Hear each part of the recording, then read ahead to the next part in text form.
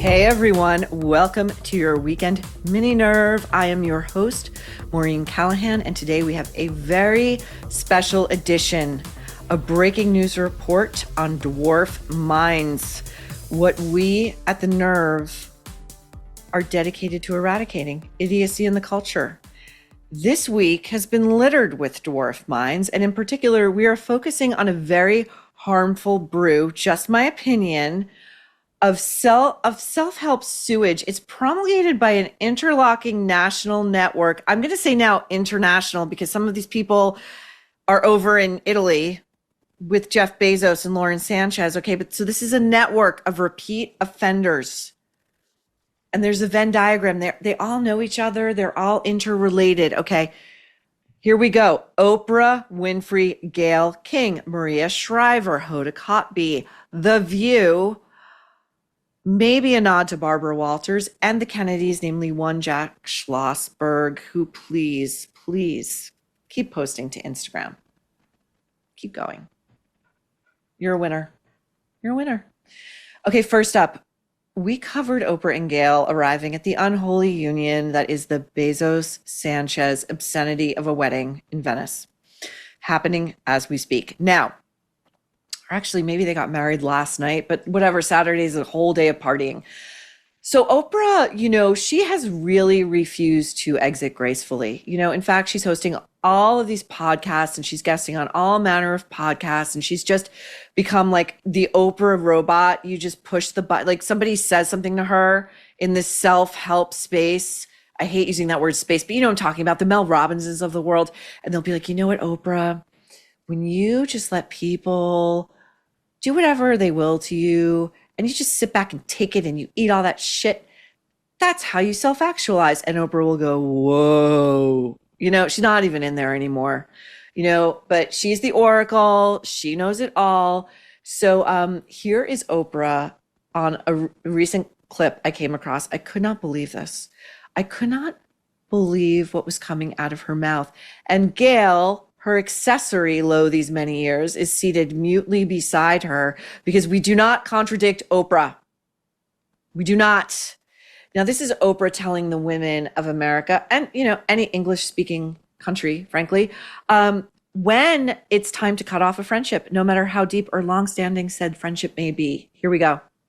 If you are truly a friend, it's impossible to betray someone. That's true. If you are truly a friend, it's impossible, I think. And I think if you keep a friend who betrays you, you're betraying yourself. I remember once having a friend, we were out shopping and she said, "Oh, you're getting another black dress?" Yes. And I thought, well, yeah, I am getting another black dress. And just the tone in which it was said. So you can't really be friends with anybody who has a hint of jealousy about anything that you're doing. Certainly about your success or your, being celebrated or you cannot. Or anything that you have. Or anything that you have. You cannot be friends. If you see that in somebody, I say those little whispers where somebody is like, well, okay. Well, look at you. You cannot. You cannot. You have to distance yourself or you have to cut that thing off. First of all, listen to the music underneath that. What passes for conversation. She's talking to Melinda French Gates, another one of the richest women on the planet. And Oprah's metric for betrayal isn't like, oh my God, she slept with my husband, or she spread a vicious rumor about me, or tried to interfere with my career advancement. No, it's that she's shopping for yet another black dress, and somebody in her vicinity is like, oh my God, another one, Oprah? Maybe it was a joke. Maybe it was meant to just puncture a little air in there for America's foremost black billionaire, but Oprah will not have it. How dare you? How dare you even question her as she decides that she's going to buy another black dress?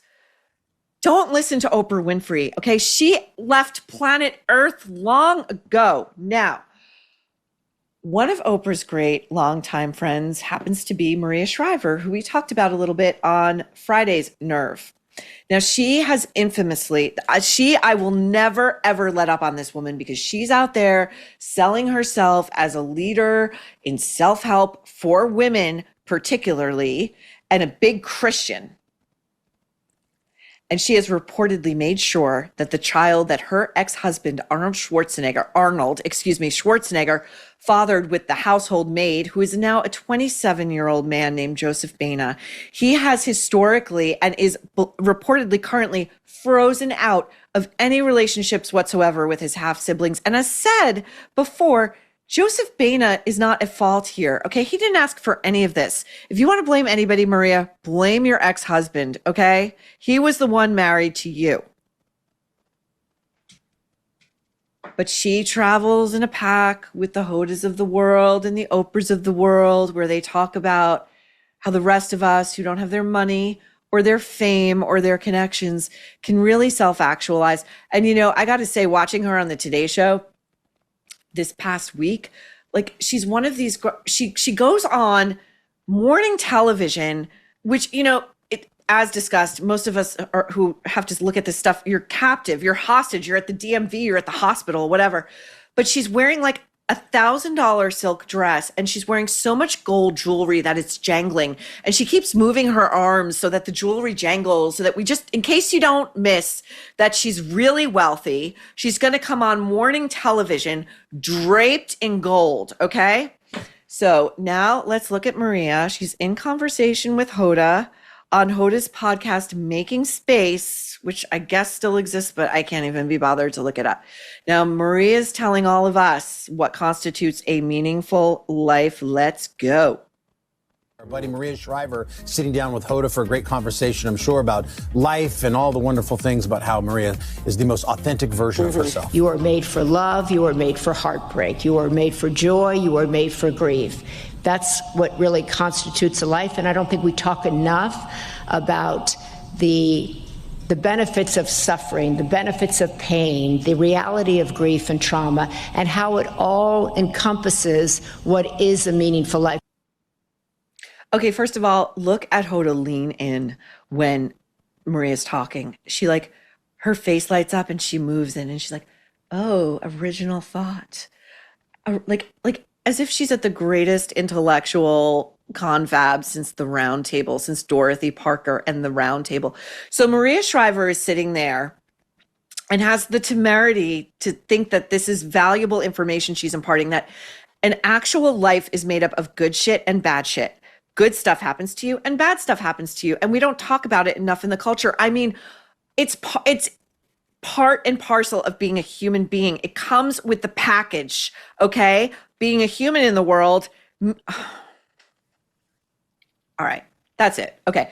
Now, she also has a vanity publication called Maria Shriver's Sunday Paper. And I only know about this because she was plugging it on the Today Show. She was like, well, you know, I write a column every week. And I immediately went, well, who is she writing a column for? I'd surely have come across it by now. But she's not writing it for anybody but her own little vanity online publication. It's called Maria Shriver's Sunday Paper. The none too subtle stated mission is, quote, hope and meaning for a time such as this. Now, she might want to call her close cousin Caroline Kennedy and check in about Caroline's very troubled, just my opinion, seemingly unwell, very unwell son. Just my opinion, Jack, okay? Maria, why don't you clean up your own house and help your cousin clean up her own house before telling all of us how we're going to achieve a full, meaningful life. This piece of garbage, by the way, this online publication costs $87 for an annual subscription, and that's without the upsells, okay? And I paid for it. I paid for it for all of us. Now, if you want to get into, I guess, the next level, again, these are all cults. Just think about Scientology. It's tiers, it's layers, it's sea orcs and whatever, orgs, I don't know. But if you get into another tier, I believe for more money, you become an architect of change. I don't know what you're changing. I don't know what you're architecting. I don't know if you need an engineering degree to become an architect. I don't know if you can buy it on her site, but guess who one of Maria's most recent profile subjects is? Molly Jong-Fast, that woman who not only destroyed her mother, who is suffering from dementia, in her new book. And one of you troublemakers reminded me of a moment in the book I'd forgotten.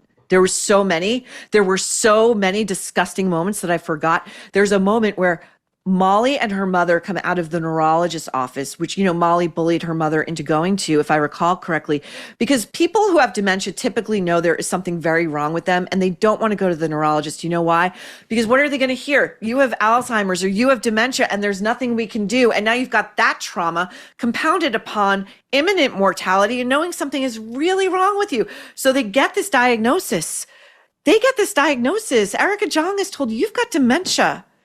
You're a writer. You use your brain for a living and you've got dementia. And what does Molly Jong Fast do when they get out on the streets of New York City out of this doctor's appointment? She leaves her mother on the corner and says, I'm going home now. I'm walking home. Bye. Good luck. That is a piece of garbage. Maria Shriver is over here in her publication calling Molly a dazzling writer. A quote, dazzling writer. Okay, and this is my favorite. Okay, again, Maria, dwarf mind, big hair, dwarf mind, dwarf id, dwarf sense of self. She makes her kids stand up every time she enters a room and has since they were children. This is from a Today Show tease that seems to have been scrubbed from the internet. But I pulled up the actual article written by a reporter named Chrissy Callahan, no relation to my knowledge, dated January 28th, 2025. Quote, I make them stand up. I used to make them. Now they just do stand up. I didn't want to walk into the room and they'd be sitting looking at a phone or watching the game. I'd be like, I'm here. Here we are, and here I am, and look me in the eye and say hello and thank me for coming. Write me a thank you note if I take you somewhere, that sort of stuff. I'm really beginning to have some sympathy for Arnold Schwarzenegger here. I'm really beginning to understand why he sought solace in the comforting arms and bosom of the household help. Now, Arnold, Dwarf Minds, not Arnold. He is not a dwarf mind. Smart guy. He went over to the collective hive dwarf mind over at The View and basically blew their little brains out with a talk about immigration. But before we get to that, I got it. Troublemakers, you're in the show. Now you're helping me write the show. A troublemaker reminded me that in 1996 at the infamous Jackie Onassis auction, Arnold Schwarzenegger, who really idolized the Kennedy family, and I kind of do think Maria may have been another acquisition, another show, he paid $772,500 for a set of JFK's clubs. And I'm sure they were not the only set of clubs he had. The guy was an in-law. He was married to Maria, and they couldn't cut him a friends and family deal. I mean, if they weren't going to just give them to him as a gift, just get him a discount. They're garbage. They're so trashy. As I told you, the Kennedys, gimme, gimme, gimme, gimme, gimme. Okay. Now, before we get to Arnold's most recent contribution to the culture, we have to warn you that Hoda has yet another product in the offing. Now, these are intentional people, okay? And so I'm going to tell you something. Hoda has been flogging something new, something upcoming on Instagram. And I want to make a side note here to one Brooke Shields, who I really think seems like a pretty decent person. You know, for somebody who's been famous since she was a baby, she seems to be remarkably well-adjusted and decent. Brooke, we love you here at The Nerve. And I just want to say you were this close to becoming our first hero. We don't have a nomenclature for it yet, a category, a name for it yet, but we're going to be honoring one hero per month here at The Nerve. And you were this close, because she was the one who told that story on India Hicks's podcast about interrupting Meghan Markle during a South by Southwest, conversation, a panel where Meghan was like telling for the 8 millionth time that she changed the world. She changed the future of feminism by writing a letter to a dish soap company when she was 11. It was a class project, not an auto-generated letter. Anyway, Brooke interrupts and says, hey, when I was 11, I was playing a prostitute in a major motion picture. She took it down. And then Brooke Shields is consorting with Hoda over on the Joy 101 app. And, Brooke, you're closer to the light than the dark. Okay. You're closer.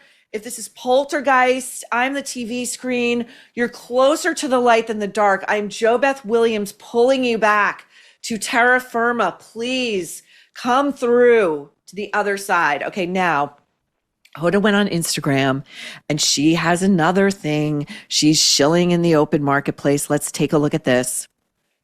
Ever since I left the Today Show, I kind of did a deep dive on jumping. So I thought, you know what, I might try, let's put it in a book.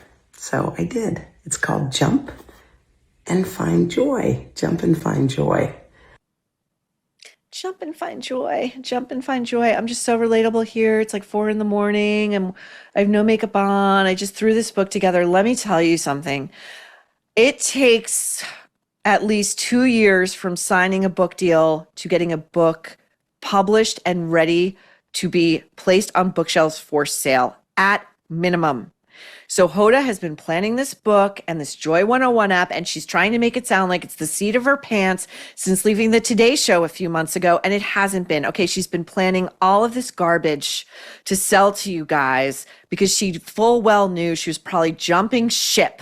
Okay, the Joy 101 app, by the way, on the App Store has only 24 reviews since launching, I don't know, like a month ago, maybe 24 reviews. You know how many reviews The Nerve has on Apple, on the Apple Podcast app? 1,900. We're doing great. We are doing great. We are going to stomp this stuff out of the culture. Okay, now here's Arnold on The View, by the way. Whoopi's been off this week. We were told she's in Italy collecting some sort of award. To me, this feels like a forced time off, a little suspension, perhaps. I'm just saying, a little time out, if you will. Remember, Whoopi was formerly placed on suspension by ABC News brass for saying that the Holocaust wasn't motivated by race or ethnicity. So Arnold is on The View talking to Joy Behar and Sunny Hostin, the biggest loudmouths on that panel, talking about, he was asked what he thinks of immigration. And, you know, he's supposed to say that what Donald Trump is doing. Again, we're not political over here, but we just know what the women of The View are saying. Like, Arnold, you're supposed to say that like everything Trump is doing is xenophobic and racist, right? Okay, so listen to Arnold. But, you know, as an immigrant yourself, you are an immigrant. You're an immigrant in this country. Yeah. Did you have a visceral reaction to what they're doing, what ICE is doing, when you see the videos of it? Well, I tell you, you said that the immigrant, I'm so proud and happy that I was impressed by the American people like that. I mean, imagine they came over here with the age of 21, with absolutely nothing. And then to create a career like that. I mean, in no other country in the world could you do that. Okay, that's not what they want to hear. That is not what the ladies of The View want to hear. They want to hear a version of what Whoopi just said and was placed on leave, just my opinion for saying, which is that like America is the worst country on the planet. And, you know, Arnold, don't you want to go back to Austria? Like, or somewhere, live anywhere else than America? And Arnold's like, no, I freaking love it here. This is the greatest city on earth. It gave me, a 21-year-old kid with $0 in my pocket, the opportunity to work hard and become a major movie star and a governor of California. And I only want to give back now. Sunny Hostin and Joy Behar are going to try to course correct Arnold here because they know better. And watch as Arnold continues on to say what it takes to be an immigrant in America, and watch Sunny place her hand. This is so out of line. He is a guest in their house and he is speaking. And you see the disembodied hand. It's like Brigitte Macron with Emmanuel. But she places her disembodied hand on his arm, and note the diamond encrusted ring on her thumb. She's got so many diamonds, she doesn't have enough fingers. She's got to wear it on her thumb, and she's trying to make him stop so she can correct him from the errors of his philosophical, intellectual ways. Let's take a look. But the key thing also is at the same time that we got to do things legal. That is the important thing, you know. So you got to do things legal, and those people that are doing illegal things in America and that are foreigners, they are not smart. Because when you come to America, you're a guest, and you have to behave like a guest. Like when I go to someone's house, and I'm a guest, then I will do everything I can to keep things clean and to make my bed and to do everything that is the right thing to do rather than committing a crime or being abusive or something like that. So that doesn't really work in this country. That was a thing of beauty. That was a thing of beauty. He was just speaking common sense. He was like, abide by the law. You're a guest. Like, don't be abusive. Don't commit crimes, and try to do it legally. And Sonny's like, that hand, that was so creepy. That was so creepy. Don't touch him. You don't know him.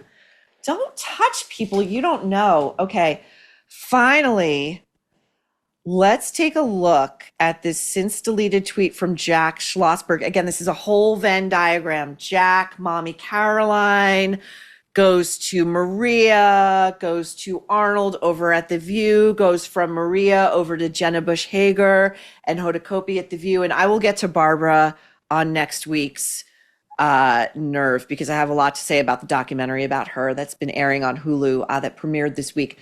But Jack Schlossberg and Caroline Kennedy, as discussed on an earlier episode of The Nerve, are now persona non grata among the rest of the Kennedys because they are considered Listen, when the Kennedy family internally considers you a gross embarrassment and you've got relatives who killed women and raped them and maimed them and paralyzed them and left them for dead, and girls as well, then you are in the shit.